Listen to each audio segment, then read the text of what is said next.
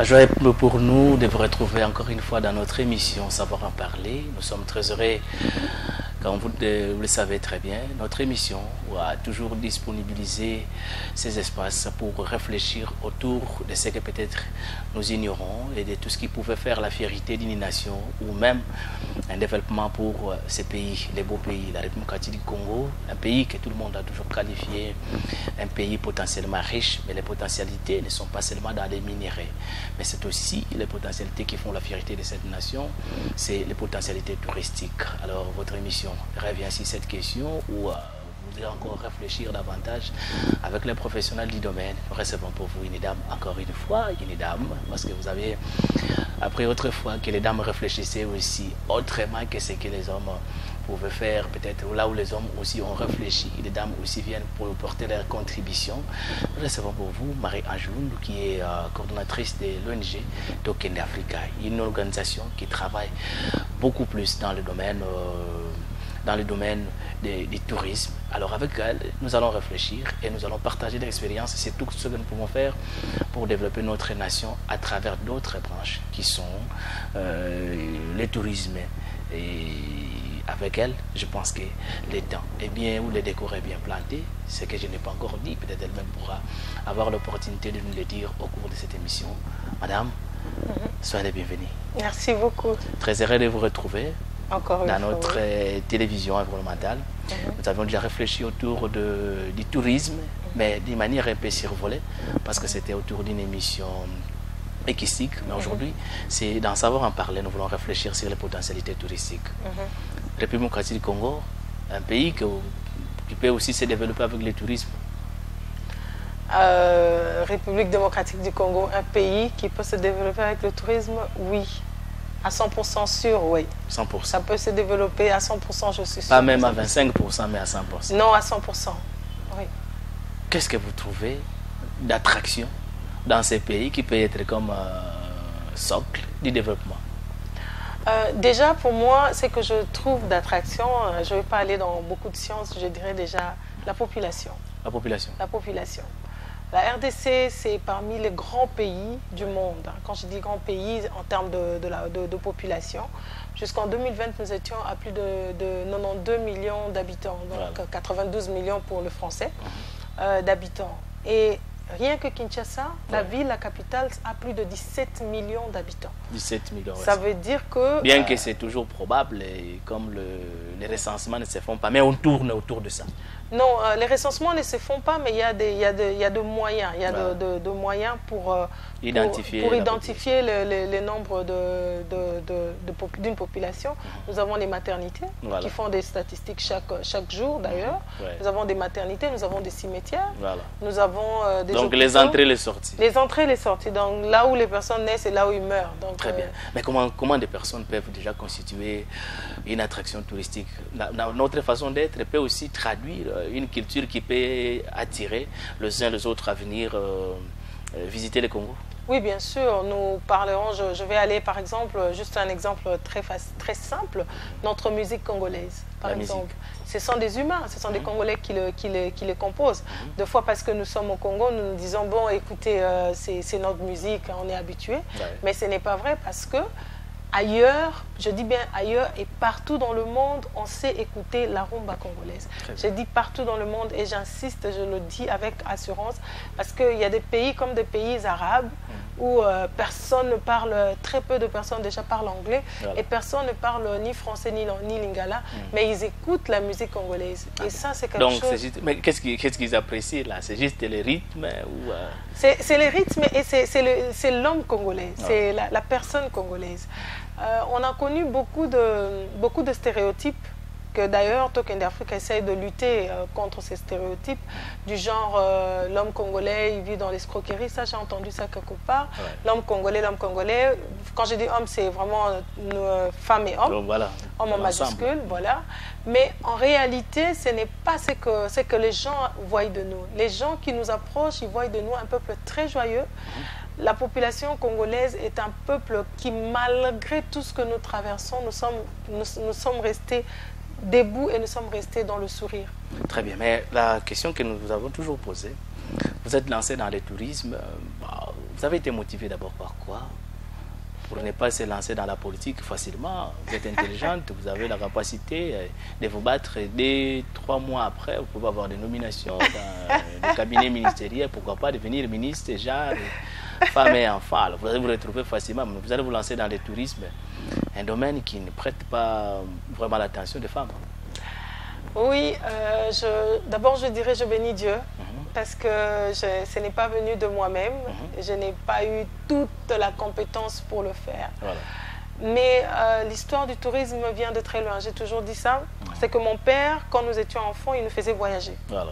Et ça, c'était quelque chose que j'avais retenu. Je savais que dès que tu réussis à l'école, à la fin de l'année, pendant les vacances, vous voyagez, soit vous allez visiter la Fikine, vous allez faire des visites en province, voilà, ou même au-delà de frontières. C'est quelque chose qui avait mis en moi le goût de voyager, de la découverte. Voilà. Mais après, en grandissant, je me suis retrouvée dans un pays, je me suis retrouvée en Afrique du Sud, voilà, en travaillant à Indaba. Indaba qui est une foire, qui est la troisième foire mondialement reconnue du tourisme. Voilà. Et en travaillant là-bas, j'avais la charge de pays africains qui ne sont pas développés. Voilà. Donc je travaillais avec pratiquement tout le pays. Grâce à moi, on a pu avoir des pays comme la Mauritanie, comme le Soudan venir participer.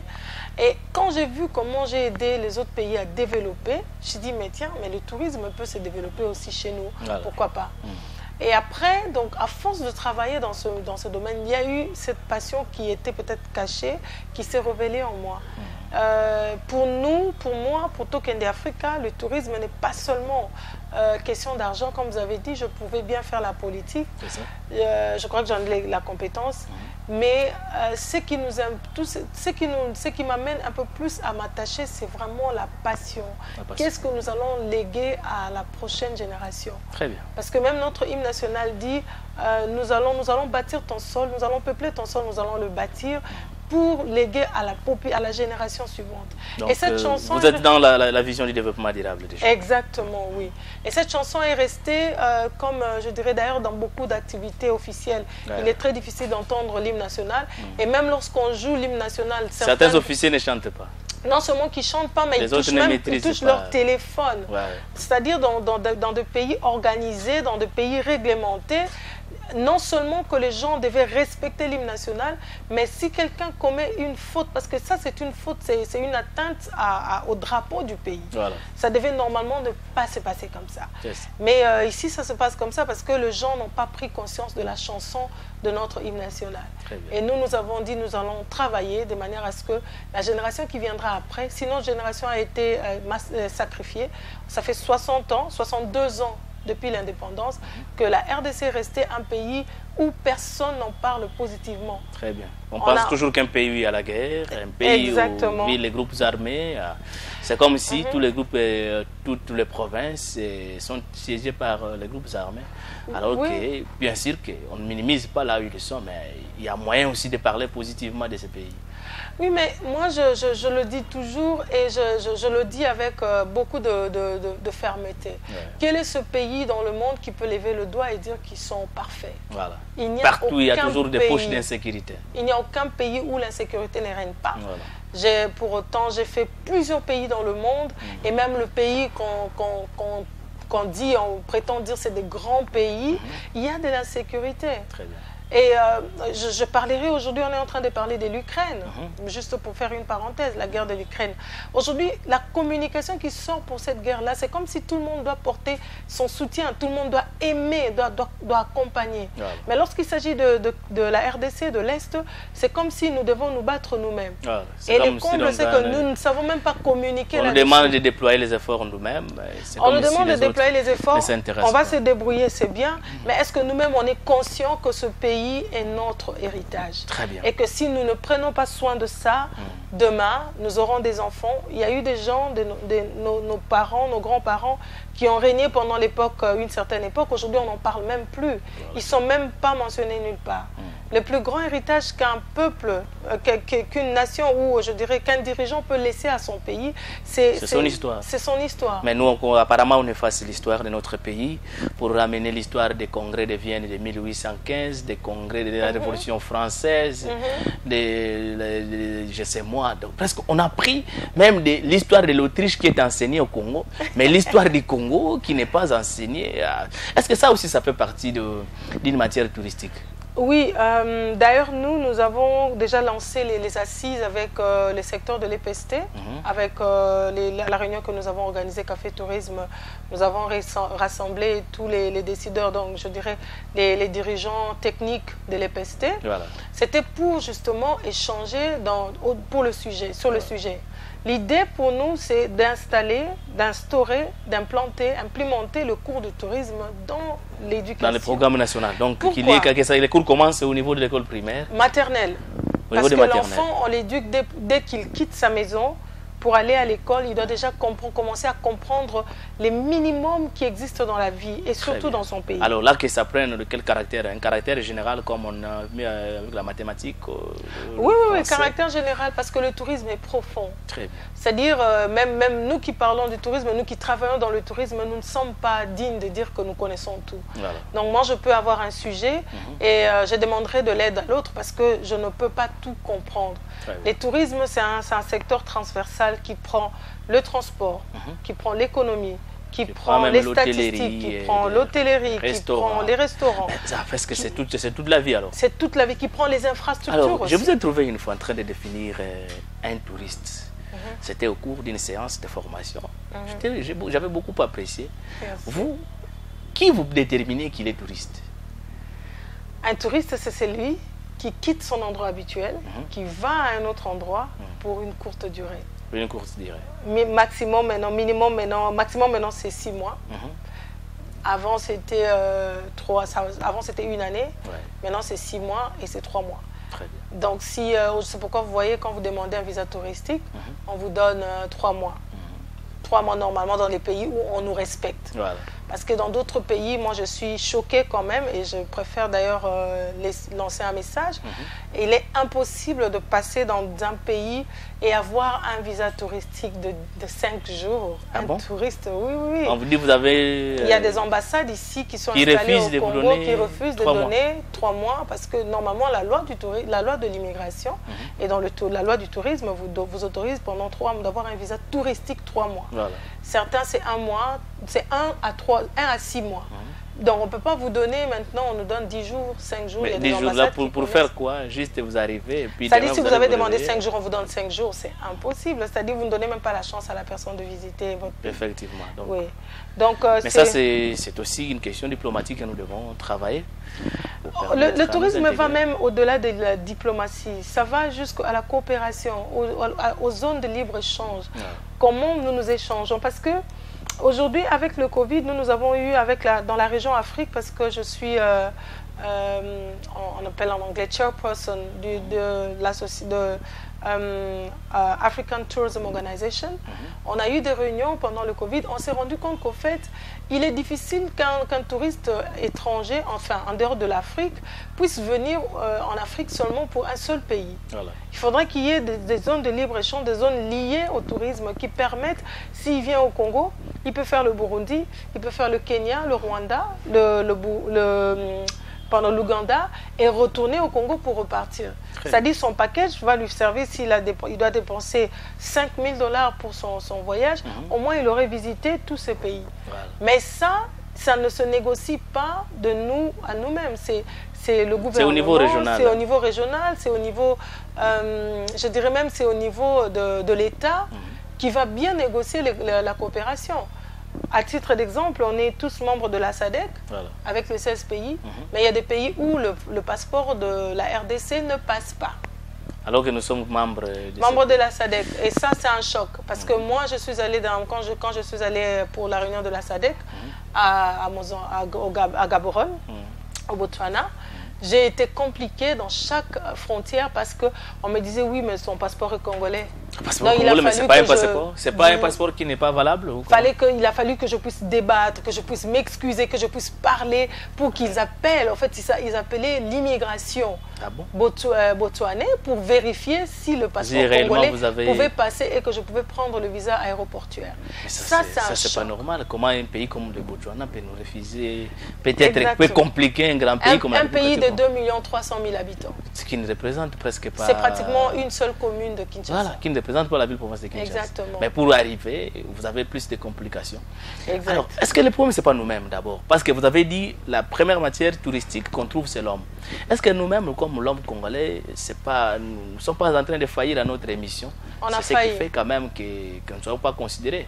On a failli, et j'aime être direct, j'aime être honnête, on a failli à notre mission.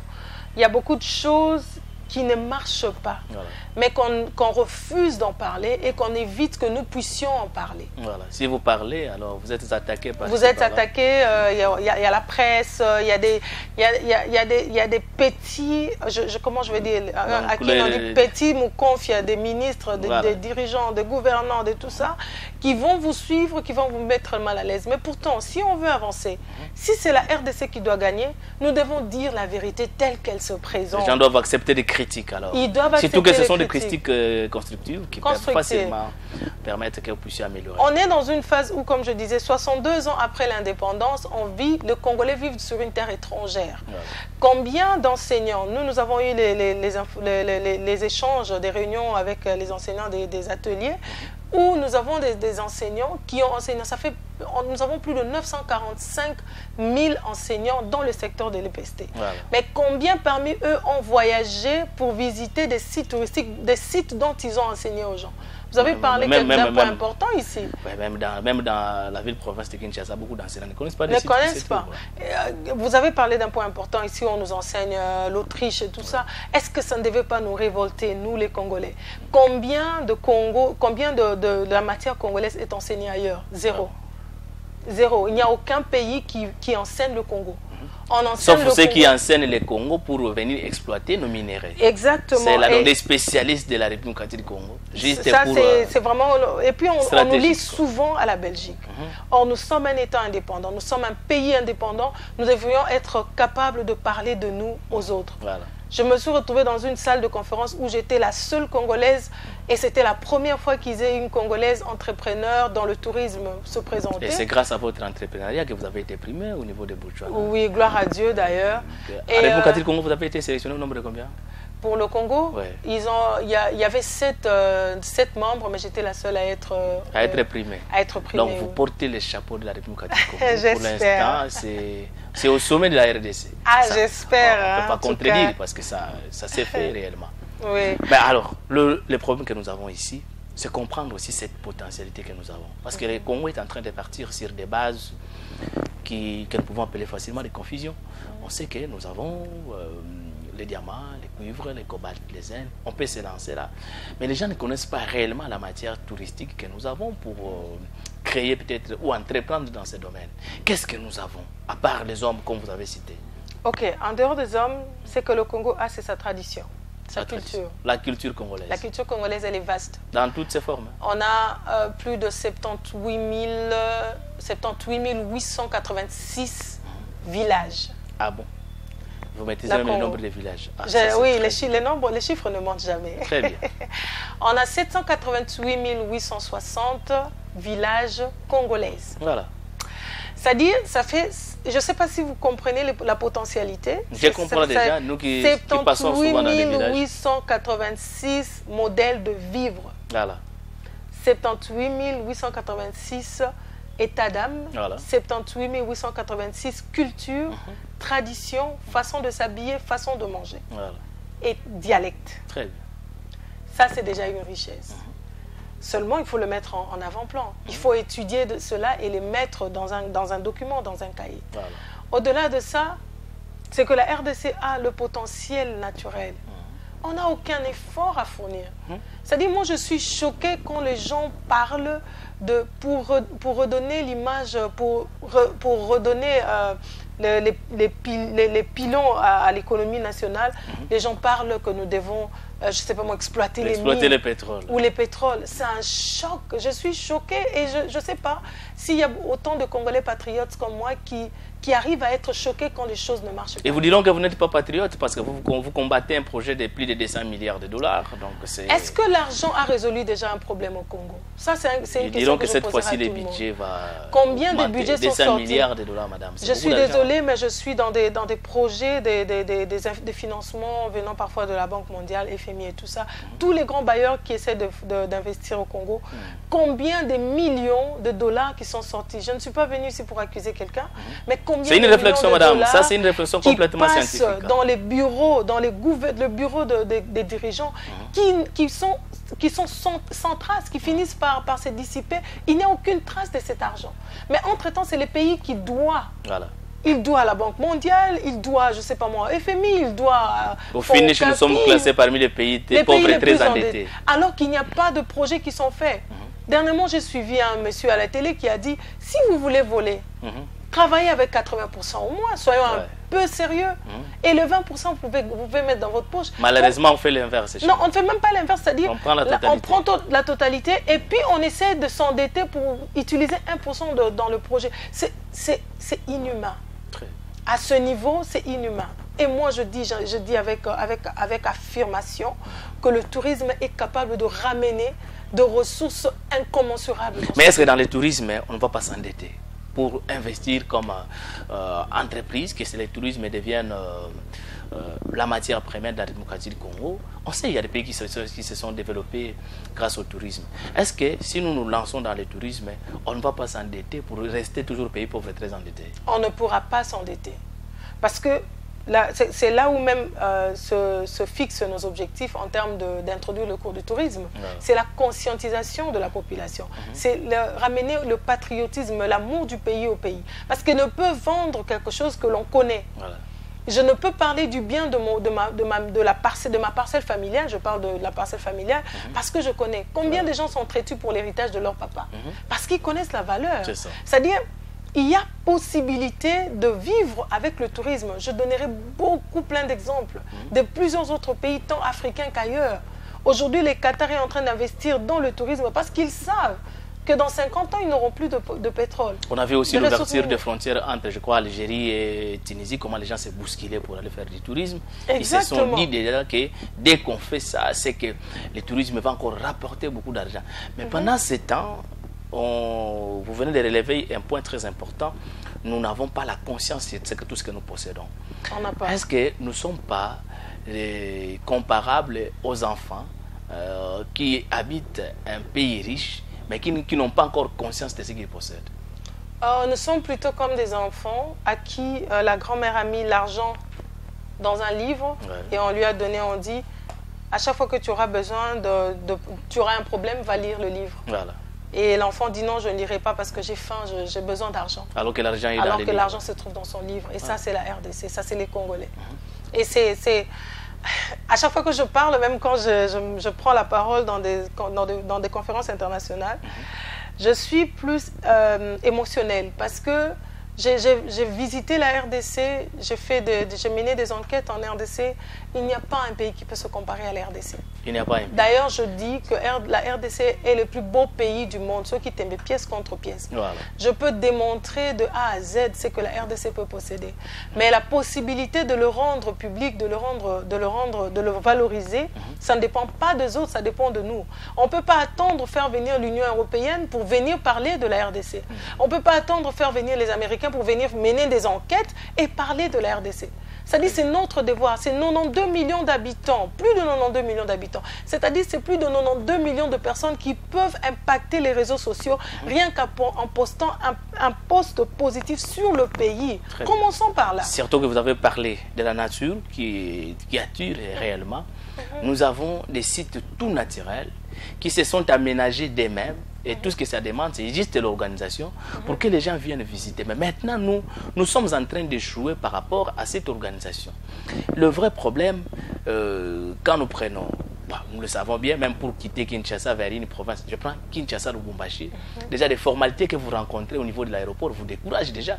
Mais comment un touriste peut quitter Kinshasa et puis aller faire du tourisme à Lubumbashi, alors, sachant que déjà des contraintes liées à l'administration posent un sérieux problème. Est-ce qu'à l'interne, il faut commencer à revoir des lois? Il faut peut-être lancer un programme de sensibilisation pour modifier le comportement de nous qui dirigeons. C'est même à cause de ça que nous avons mis en place le programme qu'on appelle Mon pays, mon héritage. Voilà. Parce que l'idée, c'est de sensibiliser la population congolaise sur le bienfait du tourisme et surtout le tourisme domestique. Voilà. Je suis parmi je dirais pas le grand, mais parmi les meilleurs voyageurs du pays, parce que je vais un peu partout, moi et mon équipe. Et je suis parmi les voyageurs qui sont toujours tendus quand j'arrive à l'aéroport ou dans une frontière. Voilà. Si moi, en tant que Congolaise, avec ma carte d'électeur, avec mon passeport congolais, je me sens déjà frustrée à chaque fois que j'arrive dans une frontière de chez nous, c'est-à-dire qu'il y a un sérieux problème. Alors quel sera les sorts je suis touriste, je connais le pays, je parle du pays, je fais la promotion du pays, mais lorsqu'à chaque fois je dois affronter l'immigration ou je ne sais pas moi, n'importe quelle frontière, ça panique. Parce que d'abord, vous verrez la présence de militaires, ce qui n'existe pas partout dans le monde, voilà. Sauf si le pays est en état de guerre et nous n'avons pas de guerre proprement dite, par exemple dans la ville de Kinshasa.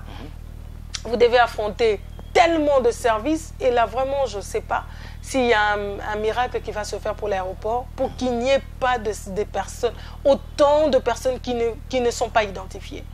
Et ça, je crois que j'en ai même parlé une fois. Ce n'est pas de la méchanceté, mais si nous voulons vraiment que le pays gagne, nous devons nous tous essayer de passer en revue tout ce qui se passe. On vous dira que ce sont des services qu'on met en place pour la sécurité. Autant de services. Tout le monde, je dirais bien, tous les dirigeants qui vivent au Congo, enfin, tous les dirigeants congolais, ils ont quelque part vécu ailleurs, ils ont quelque part voyagé. Ils arrivent à Oartambo, en Afrique du Sud, il n'y a aucun autre service. Voilà. Vous descendez, vous remplissez votre formulaire de santé, vous passez à l'immigration, vous prenez vos bagages, vous sortez. Voilà. Sauf si vous devez passer à la douane pour déclarer. Vous partez à Dubaï, vous partez en Tanzanie. Tous les pays du monde, on est le seul pays où quand vous devez sortir, vous devez payer une taxe. 55 $. Dernièrement, j'ai même fait une blague, j'ai dit, ben, écoutez, si un jour on nous disait, on va vous rembourser vos Go Pass, je crois que moi je construirai une maison. Voilà. Et pour sortir on a décrié sur ça, mais malheureusement ça ne change pas. Pour sortir d'une ville à une autre et on ne justifie pas réellement l'utilité de cette somme d'argent qu'on a toujours ce stress. Vous savez, des passagers. Je n'aimerais pas choquer les gens, mais dans le cadre de travail que je fais, nous faisons beaucoup de statistiques. Vous savez, les avions comme les Boeing, non, les Airbus 388, je ne sais plus, je dois regarder les nombres, mais tous les Airbus prennent au-delà de 200 passagers. Ouais. C'est-à-dire des gros avions qui vont à Dubaï et tout ça. Si on prend la moyenne de 70% de taux de remplissage, chaque jour, il y a des avions, nous avons Kenya Airways, nous avons Air Côte d'Ivoire, nous avons Camer, nous avons Egyptair, nous avons South African Airlines, nous avons Turkish Airlines, SN Bruxelles. Chaque jour dans l'aéroport, il y a des mouvements de gens qui partent. Si on essaye de faire la statistique journalière, ça serait un scandale. Voilà.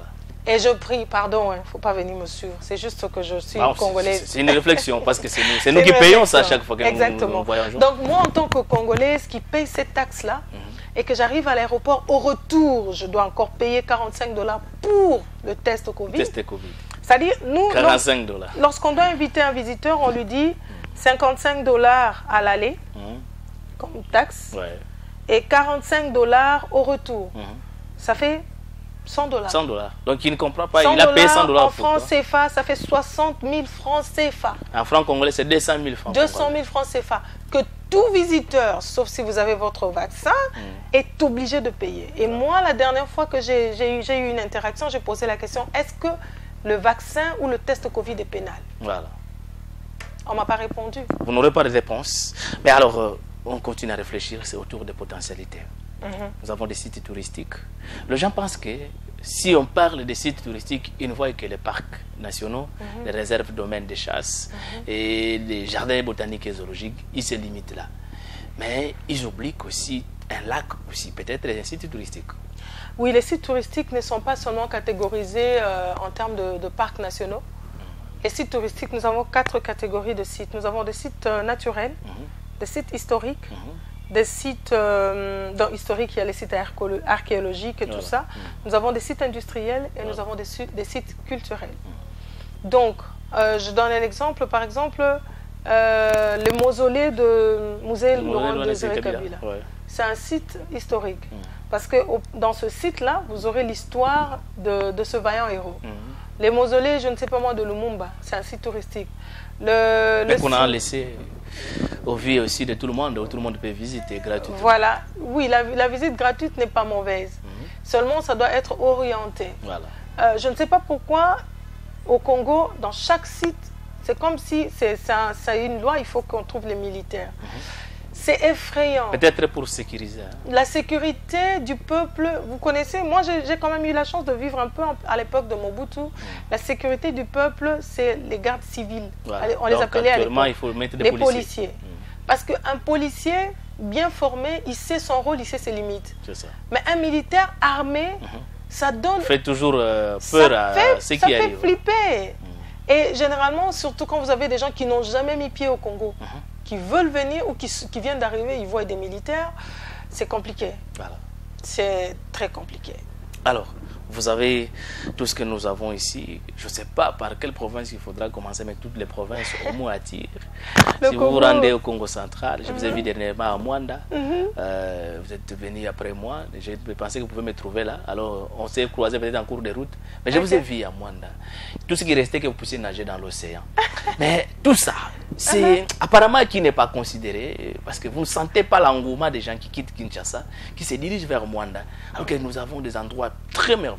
À côté, vous avez l'océan Atlantique, l'embouchure du fleuve Congo, et vous avez le parc marin de mangroves qui attire, peut-être bientôt qui sera dévasté grâce au grand projet d'exploitation pétrolière. On ne sait pas encore ce qui va se passer.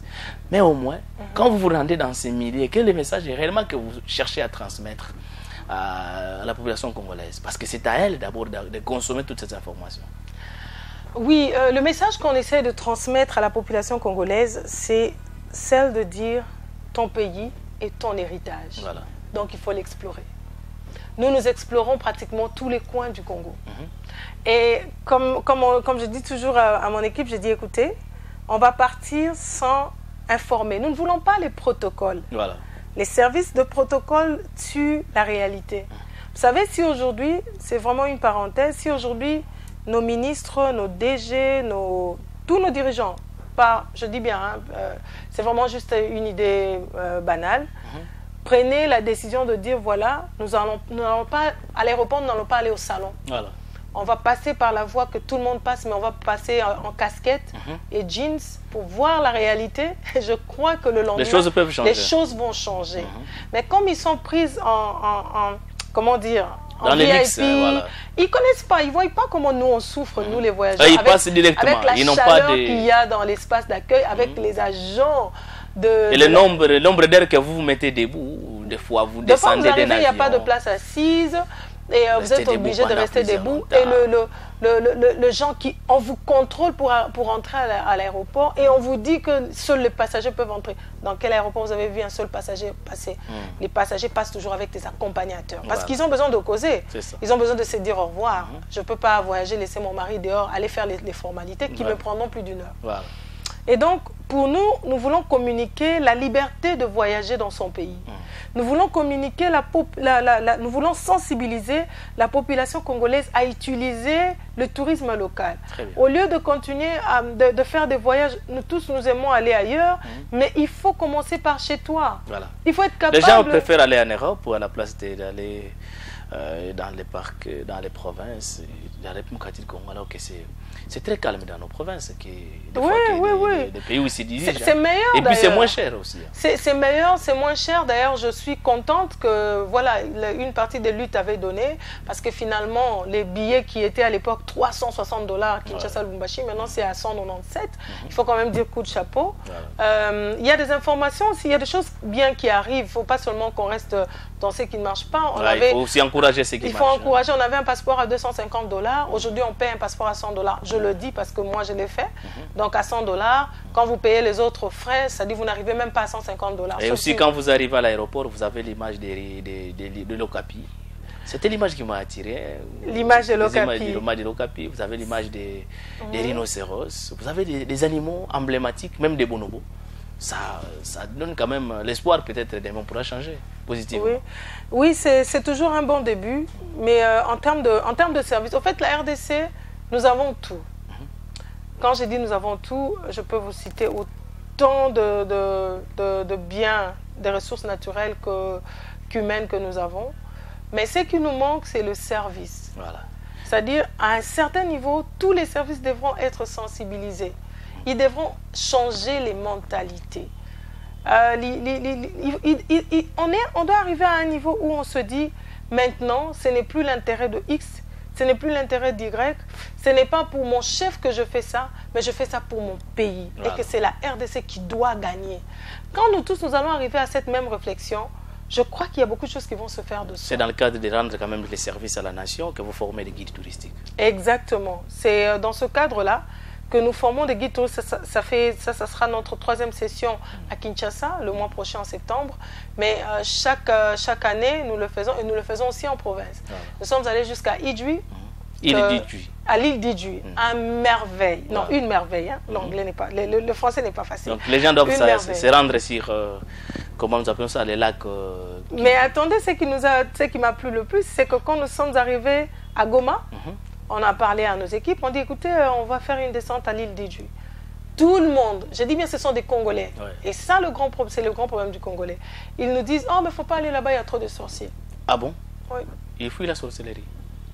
Et je dis, ok, il y a les sorciers, bon moi je vais partir parce que je veux voir comment est-ce qu'ils vont me bouffer.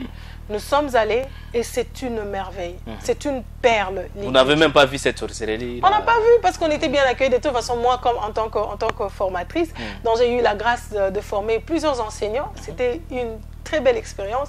Et tout le monde à la fin m'a amené des cadeaux. Ah bon? Donc on m'a amené tellement... Vous n'avez pas eu peur d'avoir des sorcelleries dans tous ces cadeaux? Non, c'est mon pays, attendez, c'est mon pays. Et j'étais très heureuse, on a partagé des très bons moments avec tous ces enseignants. Et donc, c'est comme ça que nous formons les guides touristes.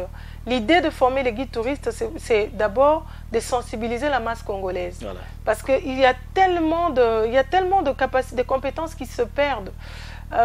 Aujourd'hui, tout le monde veut vraiment aller à l'étranger, alors que nous avons tellement de choses à faire.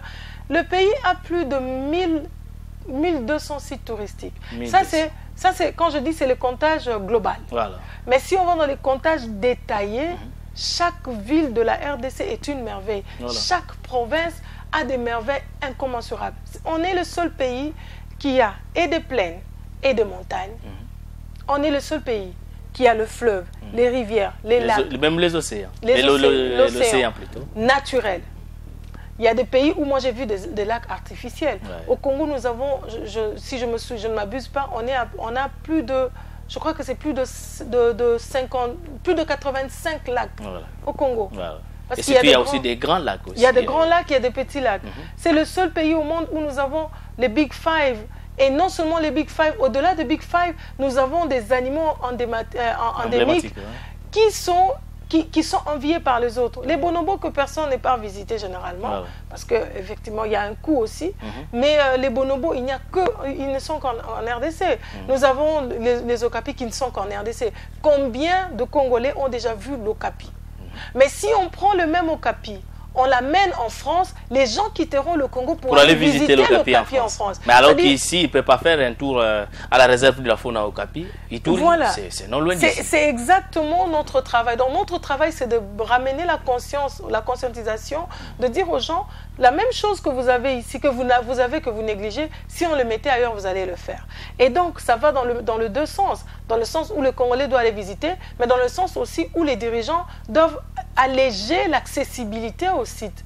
C'est parfois des casse-têtes pour arriver à entrer dans un site. On a eu la grâce d'aller à Kaouzi-Biega, que je salue d'ailleurs l'ancien directeur Papa Dédieu. Il était Dédieu Biaombe. Oui, Dédieu Biaombe, qui nous a accompagnés de fond en comble. C'était une expérience inoubliable de ma vie d'être en face d'une gorille de plaine. Voilà.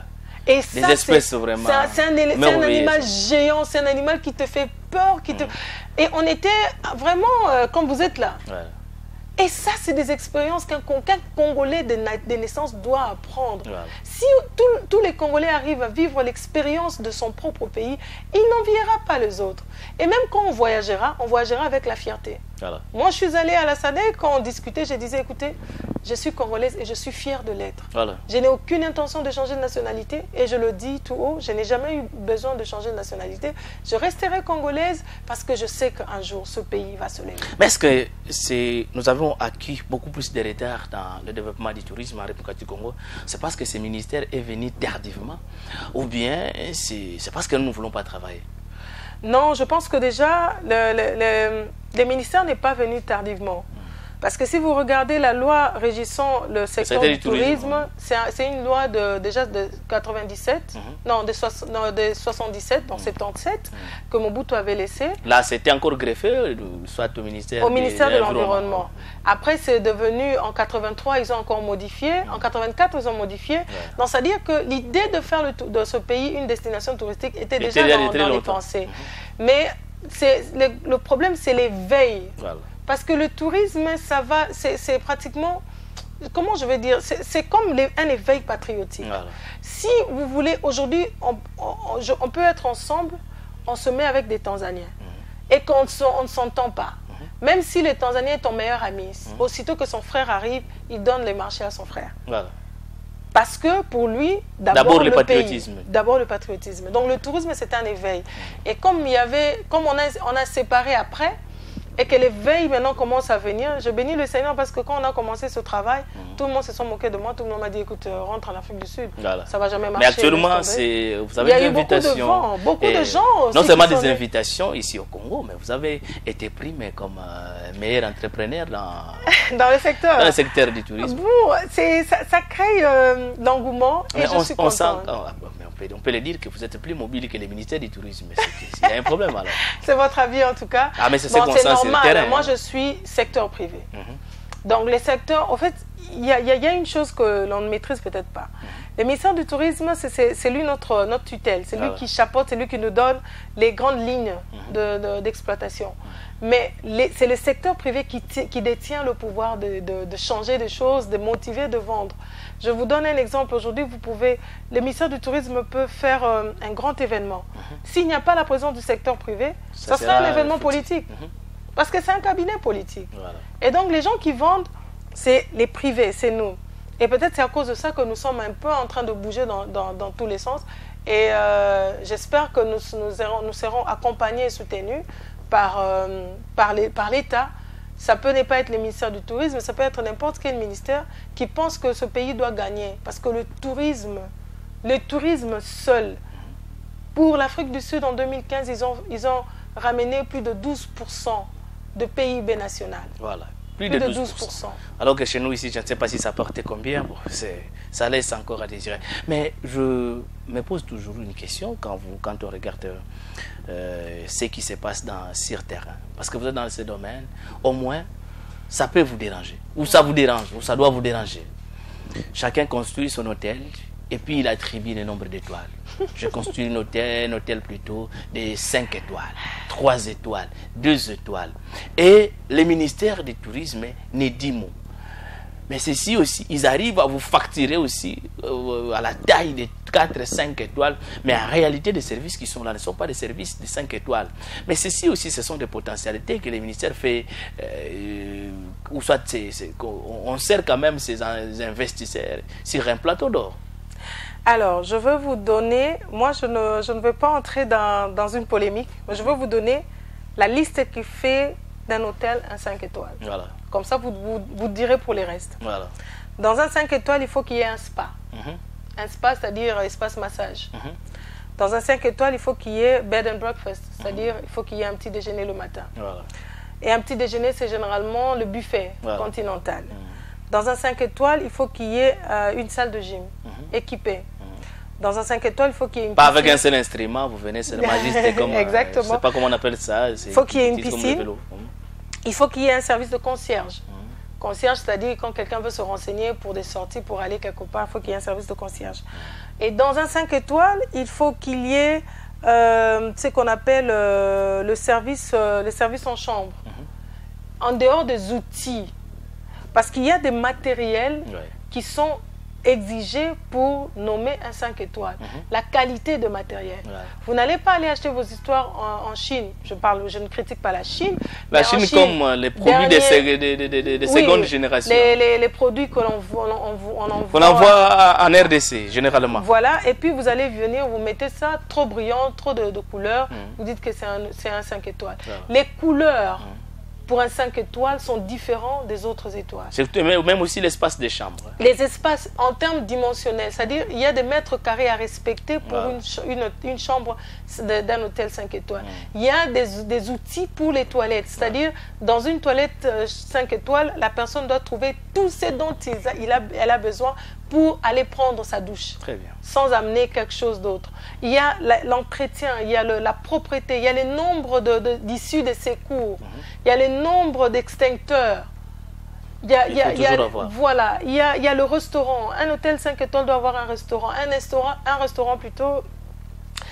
restaurant à fourchette. Et souvent, c'est vraiment un restaurant à 8 fourchettes. Donc, un restaurant de service complet. Et il faut qu'il y ait un service d'accueil compétent. Tout ça, ce sont des éléments qui vont pour un 5 étoiles. Quand vous le prenez déjà, vous commencez déjà vous-même à dire que tel hôtel qui nous dit 5 étoiles, peut-être 0 étoiles. Les grading, comme on dit en anglais, les grading des hôtels, normalement, s'il y a un peu de volonté, on peut le faire. Mais il faut qu'on arrête les soudoiements. C'est-à-dire qu'il faut laisser, parce que ça, je crois qu'on m'a dit qu'il y a un département de normes qui existe. Il existe, mais qui ne fonctionne presque pas. Voilà, les départements de normes devraient d'abord eux-mêmes connaître c'est quoi les normes d'un hôtel. Mais ceux qui travaillent dans les normes, alors eux-mêmes ne connaissent pas les normes. Vous m'avez dit de ne pas se plonger dans des polémiques. Qui vous dit 3 étoiles, il vous facture une nuitée à $130. Mais si vous vérifiez, ils n'ont pas de parking. Voilà. Parmi les raisons aussi. Et des fois aussi, ils n'ont pas d'eau dans les hôtels. Pas de sécurité, pas de parking. Vous devez utiliser l'eau de Dans un hôtel déjà, un hôtel qui commence déjà à partir de 2 étoiles montées, il faut qu'il y ait de l'eau chaude. Et il y a des hôtels où vous arrivez, et ben, il n'y a pas de l'eau chaude. Même l'eau ne jaillit pas. Il faut bailler l'eau cantine. Bon, ça c'est aussi quelque chose. Non, c'était juste pour dire. Hein, comme ça, les gens ont l'idée de savoir. Les gens ont l'idée. Quand vous arrivez, on vous facture quand même. Après, qui seront... les restes, bon, c'est votre décision. Parce que même dans les brousses, vous savez qu'il y a des bungalows 5 étoiles. Voilà. Quand vous allez avec And Beyond, en Tanzanie ou au Kenya, vous êtes en pleine brousse, mais vous avez un 5 étoiles. Très bien. Vous avez de l'eau chaude, vous avez tous les services que j'ai cités là, dans un même coin. C'est vrai que vous n'aurez pas la piscine, mais vous avez la vue, vous avez les animaux. Ah oui, là, vous savez quand même que c'est la nature. Voilà. Alors, rapidement, nous sommes en train d'étendre vers la fin de notre émission. Mais aujourd'hui, l'exploitation pétrolière se pointe parmi ceux qui fait des couacs.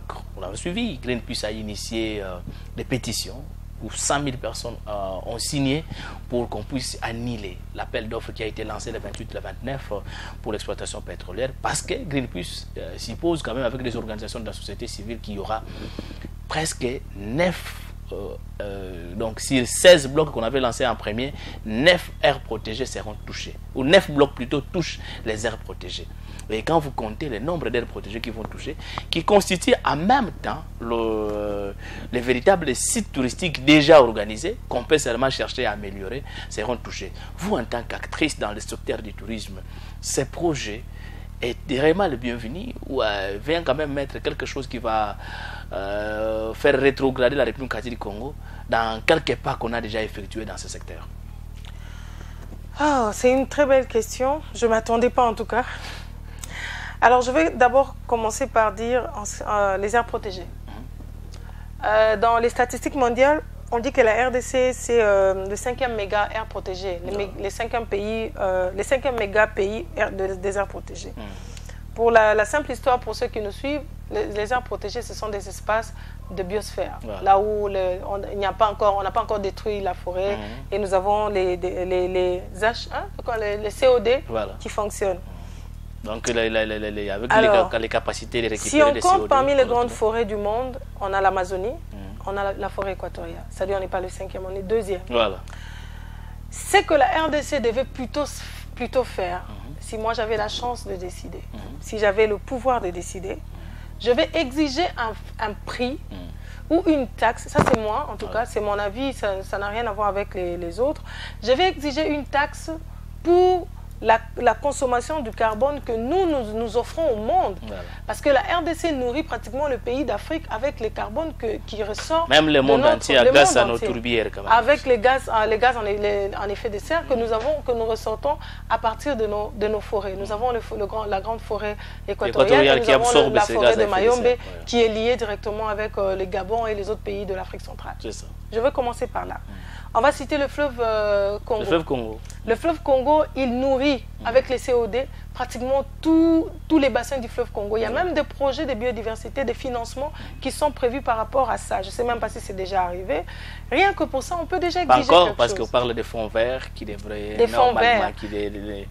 Bon, ça encore c'est un autre débat. Il y a trop de... Il y a trop histoires qui font mal à la tête. Qui font mal à la tête. Et puis, si on a des problèmes d'argent, moi, je dis toujours à titre personnel, moi, je suis aujourd'hui dirigeant de ce pays, je vais exiger une seule chose au monde entier. Voilà. Et ça, je serai plus direct. C'est-à-dire, je vais exiger une taxe pour les achats de tous les téléphones Android qui existent au monde entier. Parce que les coltans viennent du Congo. Voilà. Il n'y a aucun pays au monde qui a le coltan. Le coltan, c'est chez nous.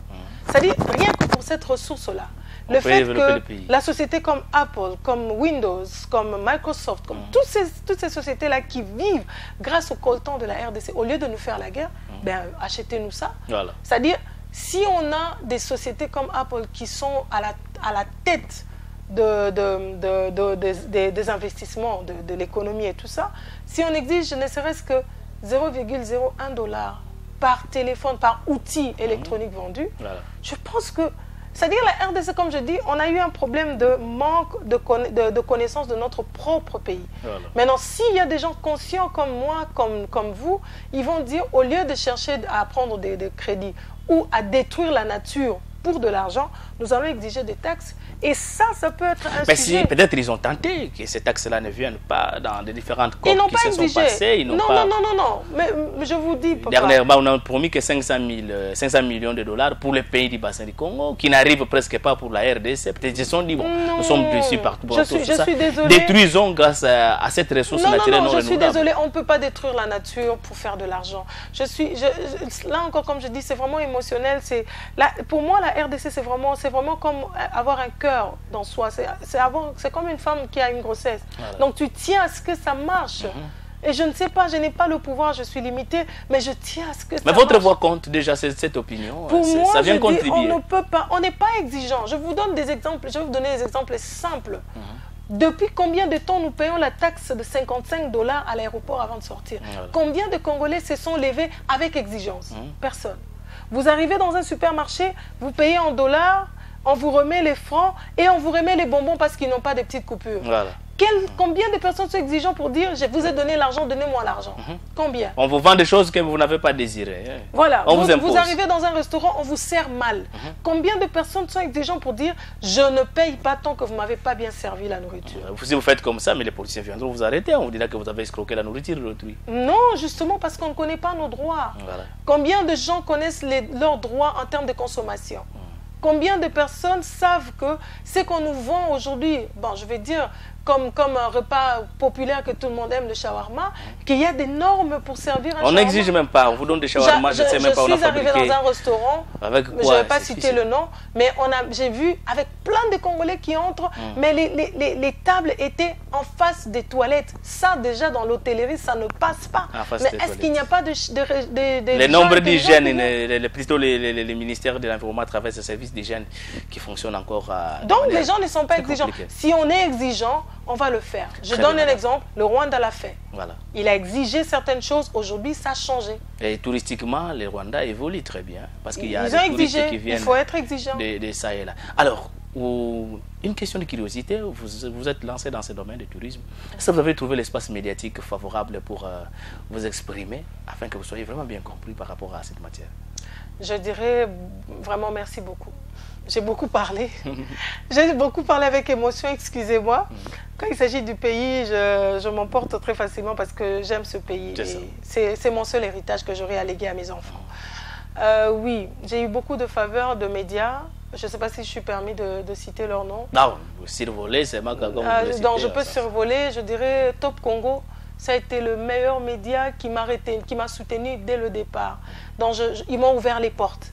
Il y a la radio Okapi, il y a RTEC que j'ai rencontré il n'y a pas très longtemps, mais qui m'ont ouvert des portes. Et je veux le dire, si ce n'était pas grâce aux médias au Congo, personne ne m'aurait connu. Ouais. Et tous les bons projets que j'ai ne pouvaient jamais voir le jour. Donc je suis très reconnaissante envers tous les médias qui m'ont accompagnée jusqu'à aujourd'hui. Le chemin est encore long. Et c'est d'ailleurs grâce à un journaliste congolais, je crois, c'est Marius qui est à la RTGA, qui m'a recommandé. Et aujourd'hui, on a eu à travailler avec Canal+, c'est grâce aux médias. Donc merci à tous les médias.